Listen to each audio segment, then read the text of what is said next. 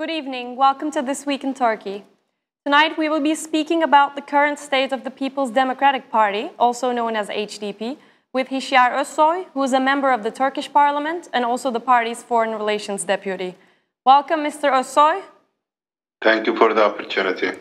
Mr. Özsoy, let's start by talking about perhaps the most important issue faced by your party at the moment, namely both of your party's co-chairs and several other members of parliament being in prison.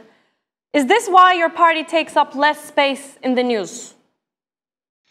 Partly yes, but partly even when our co-chairs and our deputies and our mayors were not in prison, we didn't have access to the mainstream media. Since our electoral victory on June 7, 2015, an embargo has been imposed on the HDP under the directives of the government, and that is why we are not that visible. But we think that the idea of HDP is quite very strong, despite all kinds of pressures to paralyze the HDP and obstruct our political activities. It's not just our co-chairs, our deputies, and about 85 mayors, but about 5,000 administrators, members, and sympathizers of our political party have been in jail within the context of emergency rule practices that the government has been using as an opportunity to silence political opposition. And as you know, there's a march going on at the moment called the March for Justice, initiated by CHP leader Kemal Kılıçdaroğlu in protest against one of his party's deputies being arrested. And up until now, HDP's stance towards this march was rather ambiguous, although it was quite recently revealed that Ahmet Türk, one of your former MPs, is expected to join this march. So can you explain your party's current stance towards this march? I mean, before going into our party's position vis-a-vis, which I think is clear, it's not ambiguous, and the HDP from the very beginning expressed that this was a good start, although late and somehow problematic, and I can't go into details of that.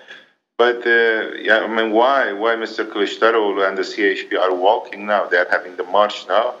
It is because one of their deputies was sent to prison, but before this deputy, co-chairs and deputies and mayors, many people, hundreds of people were sent to prison. And as the main opposition party, unfortunately, although there was a lot of opposition from within the party, the HDP institutionally, the leadership supported the lifting of parliamentary immunities, and they paved the way for this process to happen, unfortunately. And now they are on the streets. They are taking political action on the streets to protest the arrest of one of their deputies, which is good, but it's very limited. And this March for Justice, we think, should be very inclusive. It should include every single oppositional voice in the country as part of a broader struggle to stop President Erdogan's authoritarian policies. Having said that, the HDP's position is clear. Today, actually, we had the Central Executive Board meeting, and the HDP, I can tell this much, will pay a visit. High-level representatives will pay a visit to the marchers. The specific content and form of this solidarity will be revealed to the press sometime very soon. Definitely, I mean, we do support such modes of political action. You know, the CHP has not been using the streets or street politics in general to put pressure on the government. It's good that now they are streets, and the HDP, as usual, will of course play its part in this process. Our party will pay a formal visit to the marchers in a couple of days.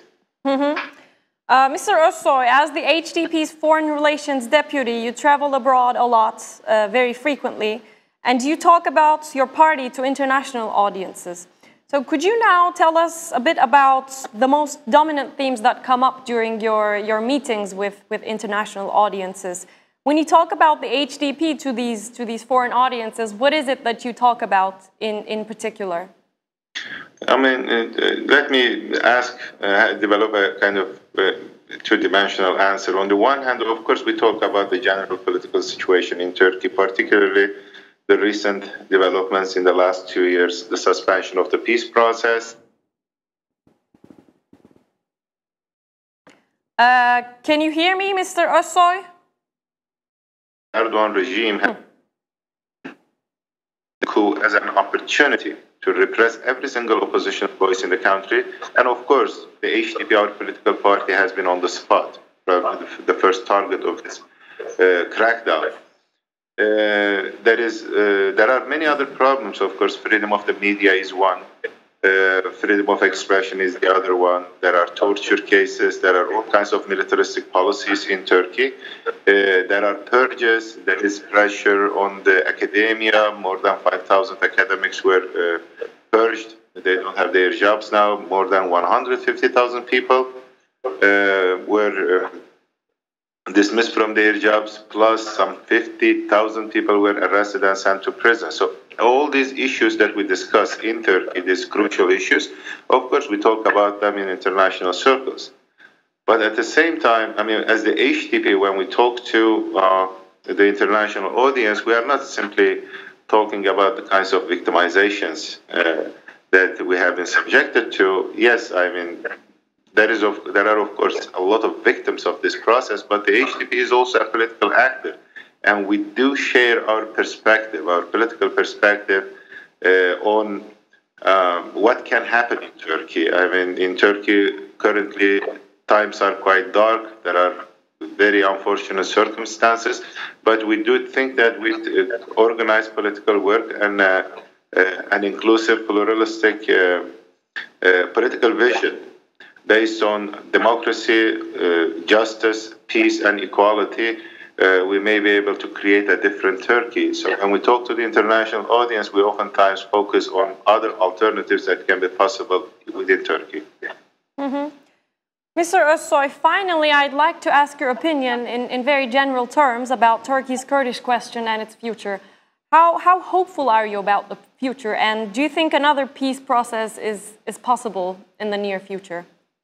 Okay, so I mean, before answering your question, let me try to kind of reconceptualize what we mean by Turkey's Kurdish question. I don't think I mean, it would be kind of a bit misleading to say Turkey's Kurdish question, because the Kurdish question in the Middle East is a big one now, and Turkey is only a part of the bigger Kurdish question. There are Kurdish struggles in Iraq, in Syria, and in Turkey, and over the last couple of years, maybe 5 years, since particularly the developments in Syria, all these Kurdish questions, they have somehow got intertwined.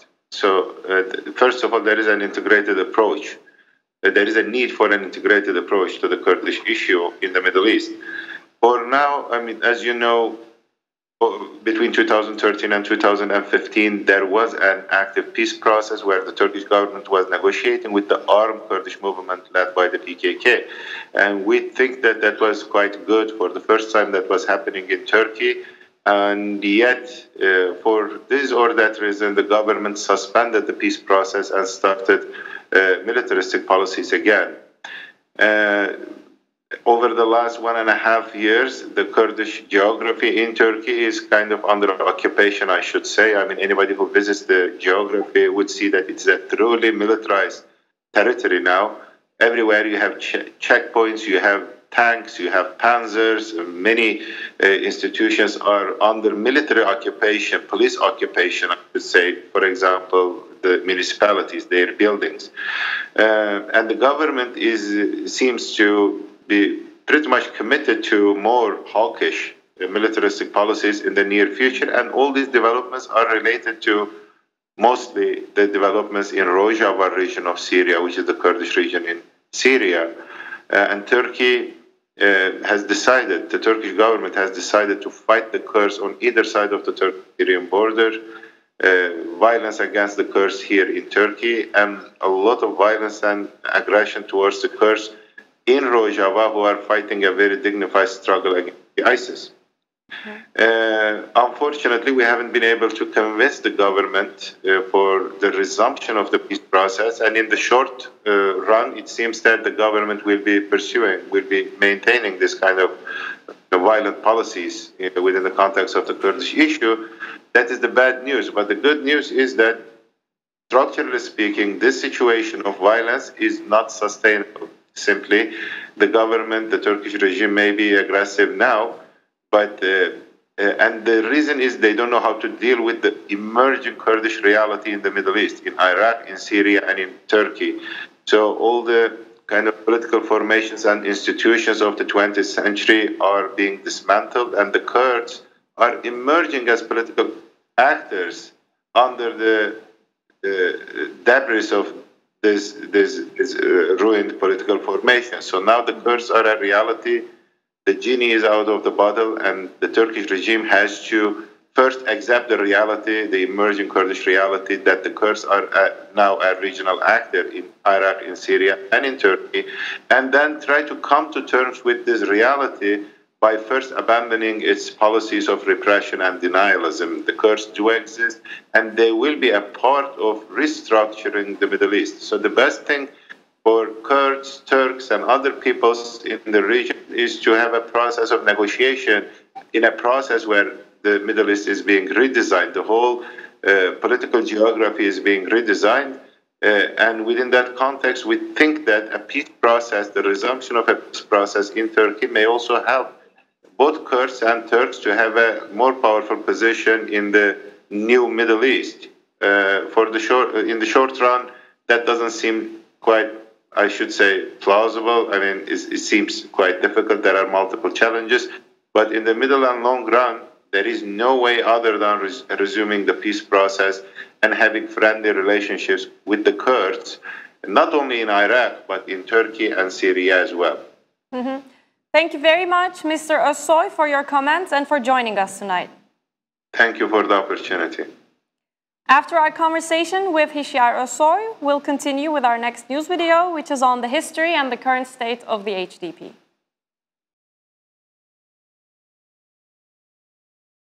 People's Democratic Party, known as the HDP, was established in August 2012 as the political wings of the People's Democratic Congress, a union of left-wing political organizations. It gained more popularity in April 2014 after the pro-Kurdish Peace and Democratic Party, known as the BDP, announced that it would join the party. Earlier, a long series of pro-Kurdish parties had been established but were subject to legal boundaries in which they had to compete under adverse electoral circumstances set by the constitution and were eventually banned by the Constitutional Court due to their relationship with the Kurdistan Workers' Party, PKK.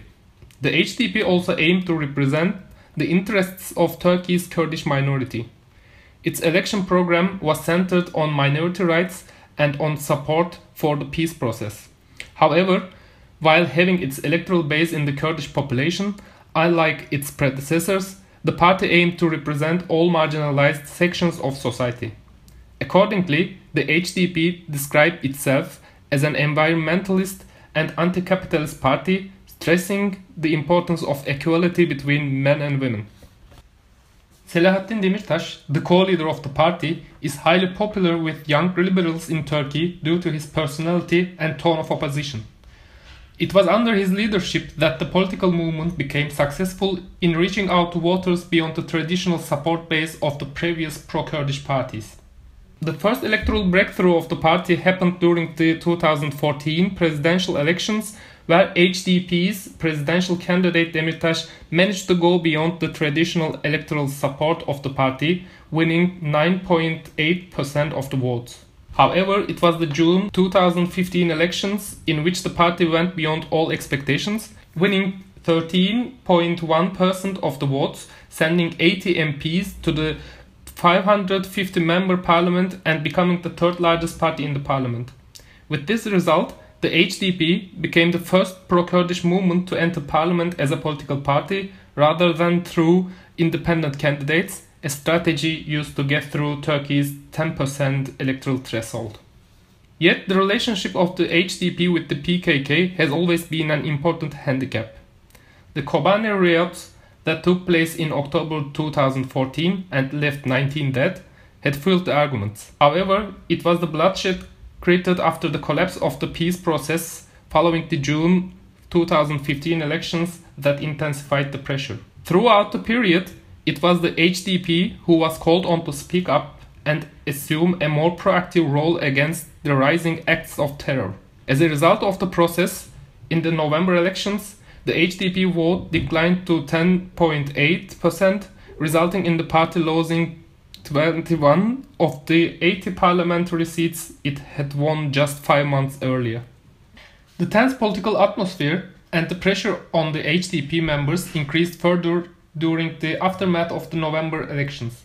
In May 2016, a temporary constitutional change was approved by the parliament that lifted the parliamentary immunity of 154 members, 55 of who were HDP members under investigation at that time for criminal offenses. Consequently, parliamentary members of the HDP, including co-leader Selahattin Demirtas and the former co-leader Figen Yüksekdağ, who were arrested on November 2016, were jailed on the terrorism charges, and 82 municipalities governed by both by the elected mayors of HDP and its regional sister party, Democratic Regions Party, were replaced by trustees. As of today, 10 parliament members of the HDP, including co-leader Selahattin Demirtas and the former co-leaders Figen Yüksekdağ, remain in jail. Nonetheless, the HDP and Demirtas still remain as important actors within the political structure. The March for Justice continues on its 16th day. So far, more than 10,000 people have taken part in the march initiated by CHP leader Kemal Kılıçdaroğlu. We are determined and committed whether it is hot or cold, rainy or foggy. We will walk to Istanbul for justice, Kılıçdaroğlu said at a campaign site in the Gökova district of Düzce on Thursday, kicking off the 15th day of his 450-kilometer walk. More than 10,000 supporters, including renowned Turkish painter Bedri Baykam, participated in the march on Thursday. A banner reading, "You'll never walk alone," in Turkish, was opened on a hill along the way. The cortege took many short breaks due to rising temperatures as they walked to Sakarya province. Speaking to reporters, Kılıçdaroğlu said the march he initiated after the imprisonment of CHP lawmaker Enis Berberoğlu received great support from different segments of society, including those who supported the government in its bid to change the constitution in the April referendum. Criticizing the government for its failure to address terrorism, he said those who voted in favor of the constitutional amendment because the ruling Justice and Development Party said it would help end terror were deceived. A terror-free Turkey is a common wish for all of us. Wherever terror arises, whether it is from FETÖ or PKK or the DHKPC, we must all stand against it honorably without any compromise, he said. Referring to protests staged against the march along the way, Kılıçdaroğlu reiterated his all-inclusive attitude. I'm thankful to my brothers and sisters in Düzce who believe that they criticized us by showing the Rabia gesture. Those who oppose my political beliefs and those who do not think like me themselves have the right to seek justice and the right to free expression of thought, just as much as I want justice, the CHP leader said.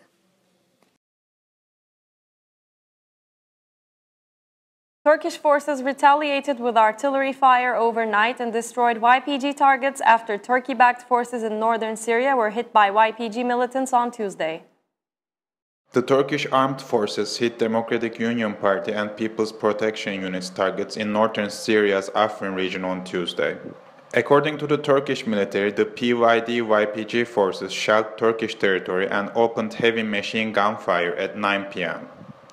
The attack prompted immediate retaliation by the military. The detected targets were neutralized, the military said in a statement, adding that it fired back within the boundaries of international law.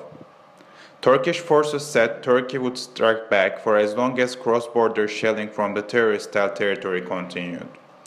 Earlier in the week, President told Russian Izvestia that in the course of even the slightest threat, Turkey would not hesitate to carry out another military operation in Syria. Erdogan said on June 23rd that the situation in Syria seems negative for us at the moment. If this becomes a threat for us, we will react the way we reacted Europe's shield operation.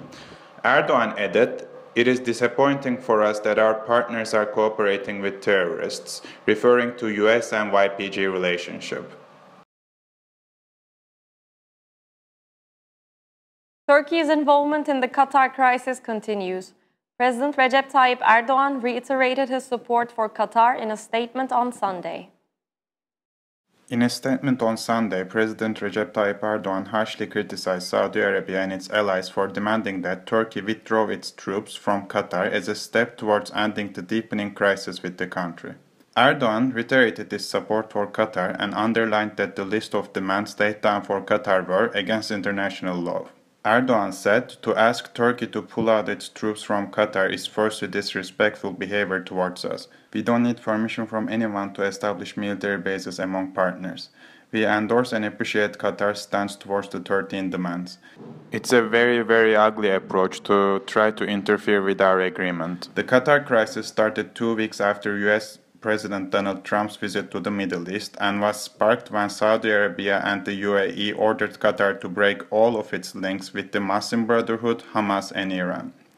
The two countries cut all diplomatic, economic, and transport ties with Qatar. Earlier on Sunday morning, President Erdogan was reported to have fainted and lost consciousness for a few moments at a mosque in Istanbul during the early morning prayer on the first day of Eid. Erdogan was treated on a stretcher and recovered quickly. "Today I had a little instability due to my blood pressure for reasons related to my blood sugar," Mr. Erdogan said. "But now I'm recovered and in a better condition," he added. Our friend Sinan Akgünay did an exclusive interview this week with Charles Elinas from the Atlantic Council about the role of energy in contemporary Middle Eastern affairs. And therefore, there is ample time to negotiate and resolve the Cyprus problem so that everybody can benefit.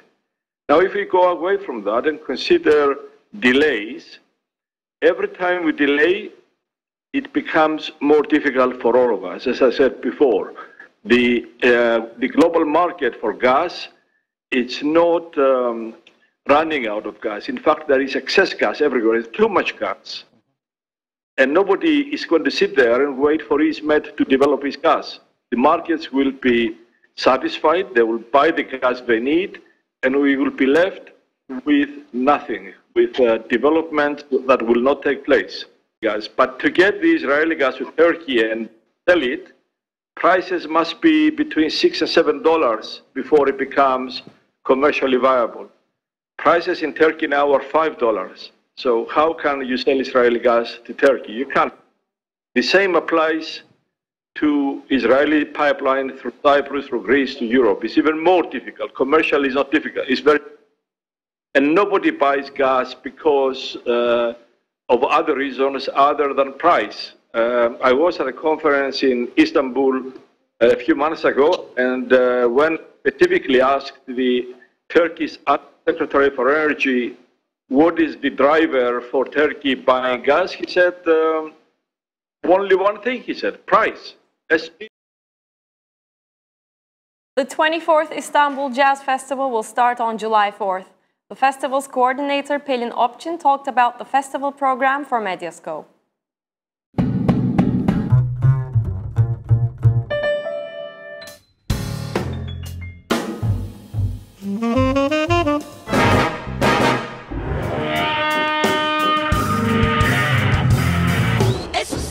Istanbul Jazz Festival, organized by Istanbul Foundation for Culture and Arts, will take place between 4th and 21st of July in Istanbul in several different venues.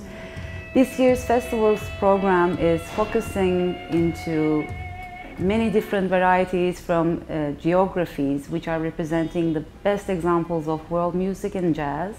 And especially this year, we're having special projects which are designed just for the jazz festival. So you will be witnessing projects that you will not be able to witness elsewhere in the world.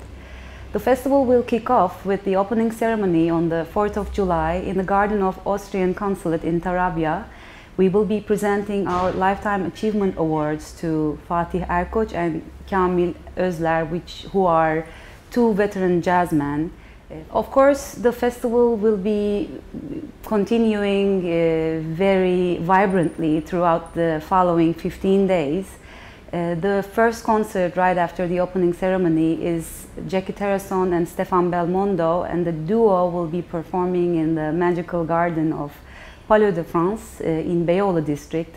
So we strongly recommend to check out that concert as well. The first week of the festival will witness a new series which we call Vitrin. Vitrin is a showcase project that we prepared for this year, trying to focus on the Turkish talent and the Turkish music production, especially in the alternative and indie scene, and we are hoping to underline the Turkish talent for a potential mobility in the international jazz festival circuit for future. We have a lot of different venues, especially for a visitor who is interested in witnessing and experiencing Istanbul, its history and its natural texture.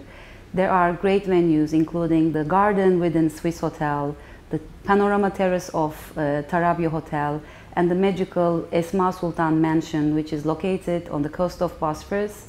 Beykoz Kundura, which is an old shoe factory, is also hosting two magnificent events. Our tickets are on sale on Biletix, and our program is available at www.iksv.org, and we will be very happy to see all the international communities in our festival once again. Now we'll have a look at what's on in Istanbul next week.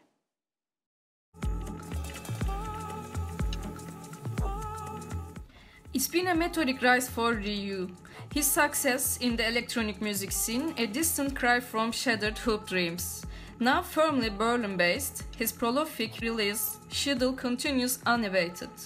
The live show with Rampa going from strand to strand, as well as DJ sets at clubs across the world.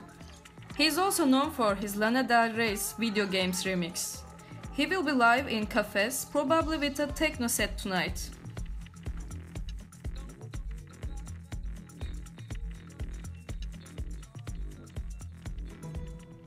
Sakıp Sabancı Museum presents a retrospective of one of the most beloved painters of Turkey, Fehaman Duran.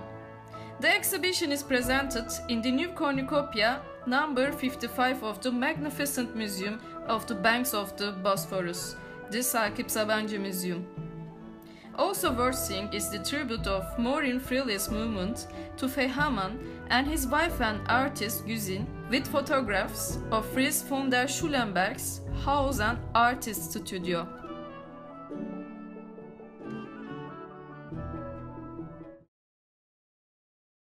That's all from This Week in Turkey. Thanks for tuning in and hope to see you again next Friday at 9 p.m. Bye.